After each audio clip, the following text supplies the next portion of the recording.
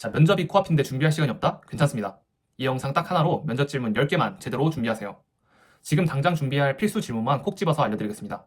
끝에는 면접장에서 당황했을 때 써먹을 수 있는 4가지 전략까지 알려드릴 테니 꼭 끝까지 시청해 주시길 바랍니다. 자, 안녕하세요 지원자분. 본인 자기소개 간단하게 부탁드립니다. 저희 회사, 그리고 직무에 지원한 동기가 어떻게 되시나요? 지원하신 직무에 대해서 아는 대로 모두 말씀해 보시겠어요? 자, 이 3가지 질문에 대해서 곧바로 막힘없이 대답하실 수 있나요? 이 질문들 뿐만 아니라 총 10가지 필수 질문에 대해서는 버벅거리고 자신감 없는 모습을 보이면 아무래도 면접에서 살아남기 어려운 것이 사실입니다. 그래서 오늘은 면접장에서 거의 100% 확률로 나오는 10가지 필수 질문들, 그 질문들에 대한 질문의 의도, 답변 방법, 예시 순으로 하나씩 완벽하게 정리해드리겠습니다. 첫 번째, 1분 자기소개입니다. 지원자분, 자기소개 간단하게 부탁드립니다. 면접에서 제일 먼저 받는 질문이죠. 자기소개에서 말문이 막히면 이건 단순한 실수가 아니라 면접 분위기 전체를 망칠 수 있습니다. 그러니까 기본인 만큼 더 잘 대비해야겠죠.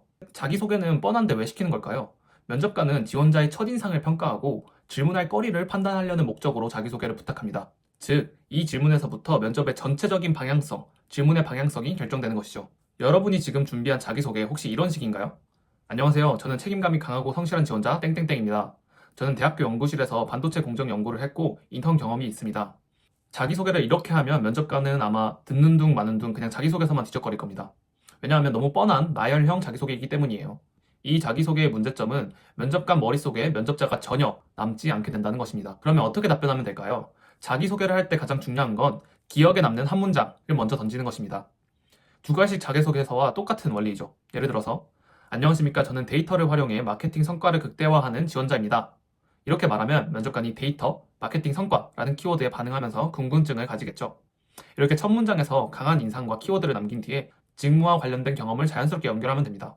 경험과 강점을 직무랑 연결하여서 회사에 기여할 수 있는 내용을 중심으로 구성해주면 되겠죠. 자, 예를 들어볼게요. 안녕하십니까, 저는 데이터를 활용하여 마케팅 성과를 극대화하는 지원자 땡땡땡입니다. 대학교 재학 중 데이터 기반 마케팅 프로젝트를 수행하며 고객 행동 패턴을 분석해 매출을 20% 향상시킨 경험이 있습니다. 이를 통해 데이터 기반의 문제 해결 능력을 키웠습니다. 해당 경험을 바탕으로 기사의 마케팅팀에서 새로 출시한 땡땡 제품에 대해 효과적인 데이터 분석과 전략을 수립하여 매출 향상에 기여하는 신입이 되고 싶습니다. 감사합니다. 이렇게 말하면 면접관이 이 지원자는 직무와 연관된 경험을 가지고 있고 회사에 어떻게 기여할 수 있는지도 명확하게 알고 있구나. 그러면 이 데이터라는 키워드에 대해서 추가적인 질문을 해봐야겠다. 이렇게 생각을 가지게 되는 것이죠. 자기소개는 여러 번 연습해서 입에 자연스럽게 붙도록 만들어야 합니다. 자, 2번째는 지원 동기인데요. 면접관이 이 질문을 던지는 이유는 딱 하나입니다. 이 사람이 정말 우리 회사에서 일하고 싶은 걸까? 아니면 그냥 아무데나 지원한 걸까? 입니다. 그리고 이걸 판단하는 가장 쉬운 방법은 지원자가 우리 회사만의 강점을 알고 있는지 확인하는 것이죠. 그렇다면 어떻게 답변해야 될까요? 단순히 이 회사가 좋아서요 라고 하면 절대 안 됩니다. 산업과 회사, 직무, 그리고 본인의 경험을 연결해야 해요. 먼저 이 회사가 다른 회사와 차별화되는 점을 찾고 내가 왜 이 산업과 직무에 관심을 가지게 되었는지를 설명해야 합니다. 그리고 마지막으로 내가 가진 경험이 이 회사에서 어떻게 활용될 수 있는지를 이야기하면 좋겠죠. 예를 들어 볼게요. 귀사는 AI 기반 서비스 혁신을 선도하고 있으며 최근 특히 데이터 분석 기술을 활용한 고객 맞춤 서비스 땡땡을 강조하고 있는 것으로 알고 있습니다. 저는 대학 시절 AI를 활용한 데이터 분석 프로젝트를 수행하며 고객 니즈를 예측하고 최적의 전략을 도출하는 경험을 쌓았습니다. 이러한 경험을 바탕으로 기사의 데이터 기반 마케팅 전략을 발전시키는 데 기여하고 싶습니다. 구체적인 내용들은 개인 경험마다 추가를 해줘야 되기 때문에 좀 두루뭉술하게 말했지만 이런 식으로 답변을 하면 면접관이 이 지원자는 우리 회사가 뭘 하는지 잘 알고 있고 또 성장 가능성을 충분히 고려한 상태에서 지원을 했구나 라고 생각을 할 수 있겠죠. 3번째로 지원하신 직무에 대해서 아는 대로 모두 말해보세요 라는 질문을 요즘 많이 하고 있습니다. 이 질문을 받으면 당황하는 지원자가 많은데요. 어디서부터 어떻게 말해야 되는지 헷갈리기 때문입니다. 근데 이 질문은 지원자가 직무를 정확하게 이해하고 있는지를 평가하는 질문이고 단순히 직무 이름만 알고 있는 것이 아니라 실제 업무의 내용과 또 필요한 역량까지 알고 있는지를 확인하는 그런 질문입니다. 이 질문에 답변할 때는 먼저 해당 직무가 회사에서 어떤 역할을 하는지를 명확하게 설명하는 것이 중요합니다. 그 다음 실제로 해당 직무가 하는 주요 업무를 얘기하면서 직무 수행에 필요한 핵심 역량을 자연스럽게 녹여서 말해주면 좋겠죠. 그리고 마지막으로 이 직무가 회사의 목표나 성장에 어떻게 기여하는지를 덧붙이면 더 설득력 있는 답변이 됩니다. 예를 들어 볼게요. 제가 지원한 데이터 분석 직무는 고객의 데이터를 수집하고 분석하여 비즈니스 전략을 최적화하는 역할을 합니다. 주요 업무로는 데이터 정제, 패턴 분석, 인사이트 도출이 있으며 이를 바탕으로 고객 맞춤형 마케팅을 수행합니다. 저는 대학교에서 데이터 분석 프로젝트를 진행하며 이러한 역량을 키웠고 해당 직무를 수행하며 지속적이고 폭발적인 성장이라는 귀사의 핵심 가치를 달성할 수 있는데 적극적으로 기여하고 싶습니다. 이렇게 답변을 하면 단순한 지식이 아니라 실제로 직무를 수행할 준비가 된 사람이라는 인상을 줄 수 있습니다. 자, 4번째인데요. 자, 지원자분, 직무에 꼭 필요한 역량이 무엇이고 그 역량을 키우기 위해서 어떤 노력을 해왔는지 말해보세요 라는 질문을 요즘 많이 합니다. 면접관이 이 질문을 던지는 이유는 단순합니다. 이 지원자가 직무에서 필요한 역량을 알고 있고 정말 준비된 사람인가를 직접적으로 물어보는 것인데요. 이 질문에 답변할 때는 다음 구조로 가면 좋습니다. 첫째, 해당 직무에서 가장 중요한 역량을 먼저 말합니다. 둘째, 내가 그 역량을 어떻게 키웠는지 설명합니다. 셋째, 실무에서 어떻게 활용할 것인지 연결합니다. 예를 들어볼게요. 데이터 분석 직무에서 가장 중요한 역량은 논리적 사고력, 프로그래밍 기술, 그리고 커뮤니케이션 능력이라고 생각합니다. 저는 데이터 사이언스 과목을 수강하며 파이썬과 SQL을 활용한 데이터 분석을 배웠고 실제 프로젝트에서 50만 개 이상의 데이터를 분석하여 인사이트를 도출한 경험이 있습니다. 또한 분석 결과를 팀원들에게 효과적으로 전달하기 위해 시각화한 자료를 제작하는 연습도 꾸준히 해왔습니다. 이를 통해 데이터를 단순히 다루는 것이 아니라 이를 바탕으로 전략을 제시하는 능력을 키웠다고 생각합니다. 이렇게 말하면 이 지원자는 직무에서 필요한 역량을 제대로 이해하고 있고 준비까지 했구나라는 인상을 줄 수 있습니다. 그리고 본인이 지원한 직무에 대해서 앞서 말씀드린 것처럼 어떻게 활용할 수 있는지를 뒤에다 붙여주시면 더 좋은 답변이 되겠죠. 자, 다섯 번째 질문은 지금까지 살면서 성취한 것 중 가장 큰 성공 경험에 대해서 말해보세요 라는 질문이 있을 수 있습니다. 이 질문은 지원자가 도전했던 경험과 그 결과를 통해 어떤 역량을 가지고 있는지를 평가하기 위한 질문인데요. 단순히 내가 이걸 잘했어요 라고 자랑하길 바라는 게 아니라 그 과정에서 어떻게 문제를 해결했고 어떤 성과를 냈는지가 더 중요합니다. 첫 번째, 처음에 어떤 목표를 세웠는지 말을 합니다. 두 번째, 목표를 달성하기 위해서 어떤 문제를 해결했는지 설명합니다. 세 번째, 그 경험을 통해서 배운 점을 말하고 또 직무와 연결할 수 있다면 덧붙여주는 것이 좋습니다. 예를 들어 볼게요. 저는 대학 시절 매출 30% 상승이라는 구체적인 성과를 만든 경험이 있습니다. 스타트업 마케팅 인턴으로 근무하며 데이터 기반 광고 전략을 직접 기획하고 실행했습니다. 당시 회사의 마케팅 비용 대비 수익, 로아스가 120%에 머물러 있었는데 저는 이 로아스를 120% 이상으로 극대화하는 것을 목표로 설정하였습니다.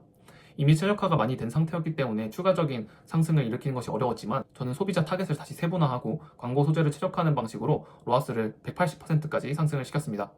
이 경험을 통해 데이터를 기반으로 의사결정을 내리는 방법을 익혔고 해당 역량을 활용하여서 기사의 마케팅 성과를 극대화하는 데도 기여하고 싶습니다. 이런 식으로 하면 단순한 자랑이 아니라 실제 업무에서 적용할 수 있는 역량을 강조할 수 있겠죠. 여섯 번째로 지원자분 살면서 가장 힘들었던 경험과 극복 방법에 대해서 말해보세요 라고 할 수 있습니다. 이 질문은 지원자가 어려운 상황을 어떻게 해결하는지 문제 해결 능력과 끈기를 평가하기 위한 질문입니다. 아무래도 회사 생활을 하다 보면 어려운 상황들을 마주할 수 있는데 이럴 때 도망치지 않고 어떻게 극복하는지를 확인하고 싶은 거겠죠. 중요한 건 단순히 힘들었던 일을 나열하는 것이 아니라 그 문제를 어떻게 해결했는지에 초점을 맞춰야 한다는 점입니다. 먼저 힘들었던 상황을 짧고 명확하게 설명해야 합니다. 그리고 그 어려움을 극복하기 위해 구체적으로 어떤 노력을 했는지를 이야기해야 하는데요. 마지막으로 이 경험을 통해 얻은 교훈을 직무와 연결하면 더욱 효과적인 답변이 되겠습니다. 예를 들어 볼게요. 대학 3학년 때 학업과 인턴십을 동시에 수행하면서 하루 12시간 이상의 업무와 공부를 병행해야 하는 상황이었습니다. 처음에는 업무와 과제 마감 기한을 맞추기 어려웠지만 문제 해결을 위해 우선순위 매트릭스를 활용했습니다. 모든 할 일을 긴급도와 중요도로 나누어 우선순위를 정리했고 집중력이 높은 오전 시간에는 인턴 업무를, 오후에는 학업을 수행하는 루틴을 만들었습니다. 그 결과 학업 성적은 유지하면서도 인턴십에서 높은 성과를 달성할 수 있었습니다. 이 경험을 통해 한정된 시간 속에서 효율적인 업무 처리 방식을 배우게 되었고 업무에서도 체계적으로 문제 해결을 하는 태도를 유지하게 되었습니다. 이런 식으로 힘든 경험을 단순한 실패담이 아니라 배운 점이 있는 성장 경험으로 전달해야 합니다. 자, 일곱 번째. 지원자분 갈등 경험이 있다면 말씀해 주시고 그 해결 방법에 대해서도 말씀해 보시겠어요? 라는 질문이 자주 나옵니다. 이 질문은 지원자가 팀워크를 어떻게 다루는지, 문제를 해결하는 방식이 성숙한지를 평가하기 위한 질문입니다. 갈등을 경험했다고 해서 부정적인 인상을 주는 게 아니라 어떻게 해결했는지가 또 중요합니다.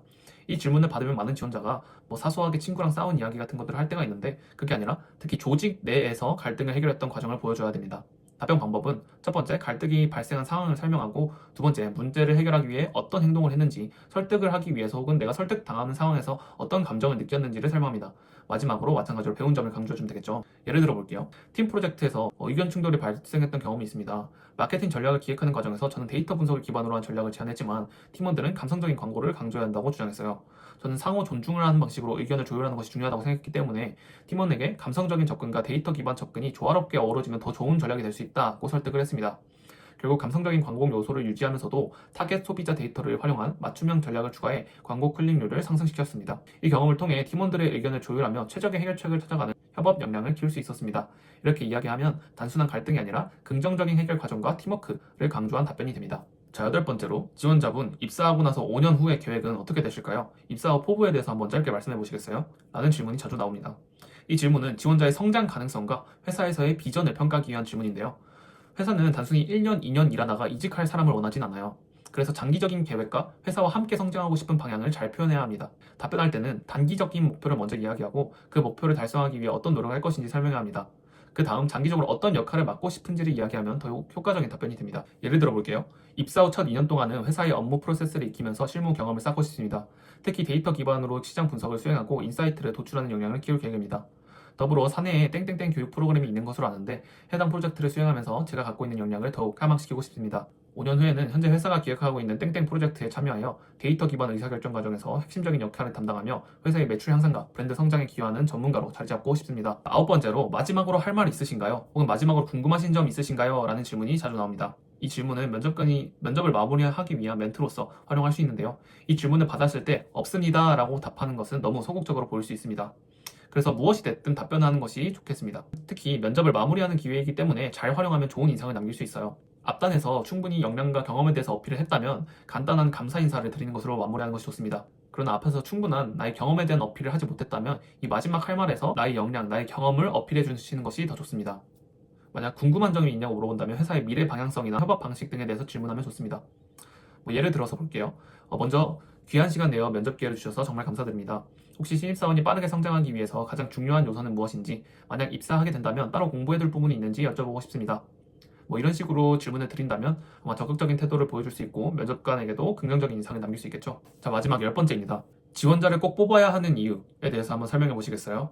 라는 질문이 들어올 수 있습니다.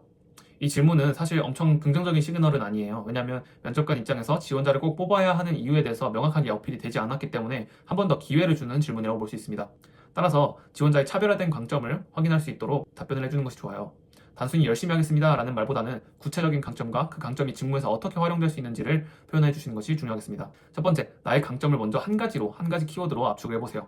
두 번째, 그 강점이 직무에서 중요한 이유에 대해서 설명을 하세요. 세 번째, 강점이 발휘된 실제 경험을 추가해서 예시로 들고 신뢰성을 높여주시는 것이 좋습니다. 예를 들어 볼게요. 저는 쉽게 포기하지 않는 사람입니다. 새로운 걸 배우거나 어려운 문제를 마주했을 때 저는 내가 이걸 못할 리가 없어 라는 생각으로 끝까지 해결책을 찾는 성향이 강합니다. 예를 들면 대학교에서 데이터 분석 프로젝트를 맡았을 때 저는 파이썬을 한 번도 배워본 적이 없는 상태였습니다.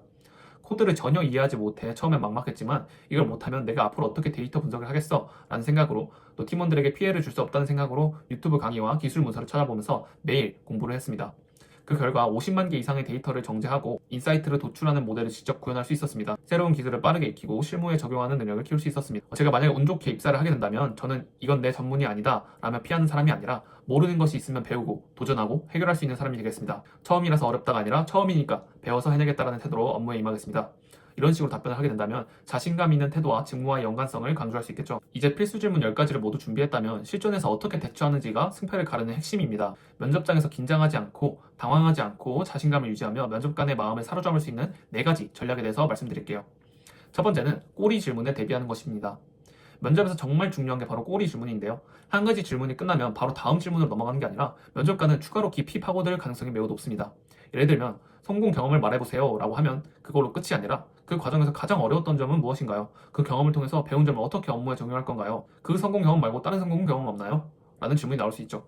이걸 대비하는 가장 좋은 방법은 스스로의 답변에 왜, 어떻게, 다른 방법은 없나? 다른 건 없나? 를 계속 붙여보는 것입니다.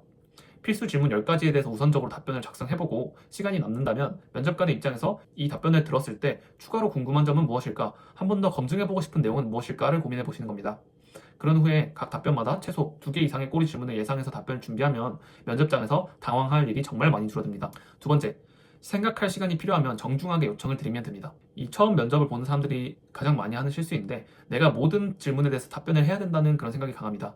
하지만 실제로 면접관들이 하는 질문에 대해서 답변을 못할 수도 있어요. 면접을 보다 보면 예상하지 못한 질문이 나올 수도 있어요. 그럴 때는 절대 당황해서 아무 말이나 하면 안 됩니다. 갑자기 말을 더듬거나 억지로 답변을 지어내면 신뢰도가 갑자기 떨어질 수 있습니다. 이럴 때는 정중하게 면접관님 잠시만 생각할 시간을 주실 수 있을까요? 혹은 죄송합니다. 제가 긴장해서 바로 답변이 떠오르지 않는데 몇 초만 정리해도 괜찮을까요? 라고 요청을 해보세요.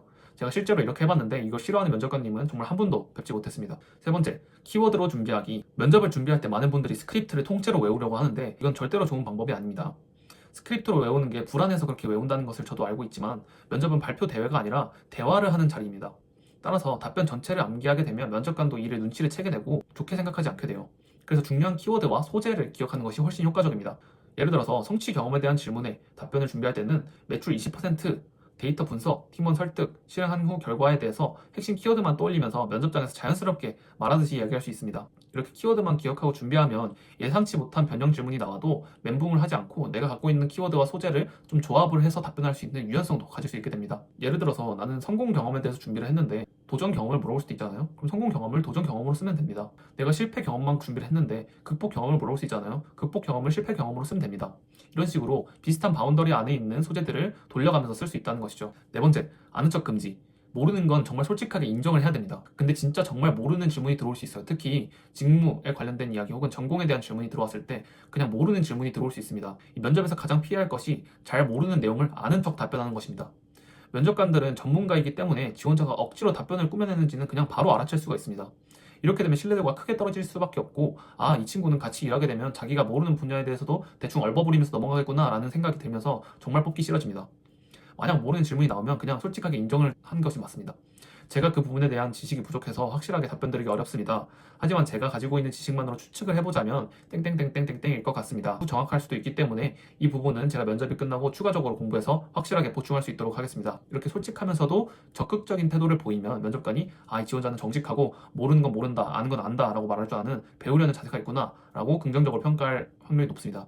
이 부분은 제가 실제로 면접을 보고 팀장님께 실제로 들었던 이야기이기 때문에 준비하시는 분들께서도 모르는 건 모른다 라고 말하는 것이 좋겠습니다. 자, 지금까지 면접에서 반드시 준비해야 할 10가지 질문과 실전에서 면접관을 사로잡을 수 있는 4가지 핵심 팁에 대해서 알아봤습니다.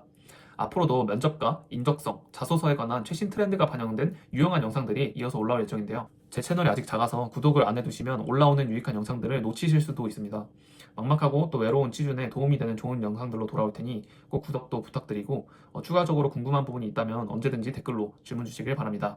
그리고 영상 주제와 별개로 취준을 하다 보면 분명 서류 전형이든 또 인적성 검사든 AI 역량 검사이든 직무 면접이든 임원 면접이든 분명히 탈락하는 순간을 마주하실 확률이 높습니다. 저도 겪어봐서 알지만 정말 마음이 무너지고 도망치고 싶어지고 또 자신감이 떨어지는 시기일 수 있어요. 인생은 단 한 번의 큰 성공이나 단 한 번의 큰 실패로 결정지어지지 않는다고 저는 믿습니다. 그리고 실제로 그렇더라고요. 그러니 몇 번 좌절해도 괜찮고 슬퍼해도 괜찮습니다. 다시 일어서서 옳은 방향으로 노력하면 언젠가는 그 결실을 맺더라고요. 저도 그랬습니다. 그러니까 여러분 좀 힘들어도 또 포기하지 마시고 또 화이팅 하실 수 있으면 좋겠습니다. 여러분의 취업 성공을 진심으로 응원하겠습니다. 오늘도 영상 시청해주셔서 감사합니다. 감사합니다.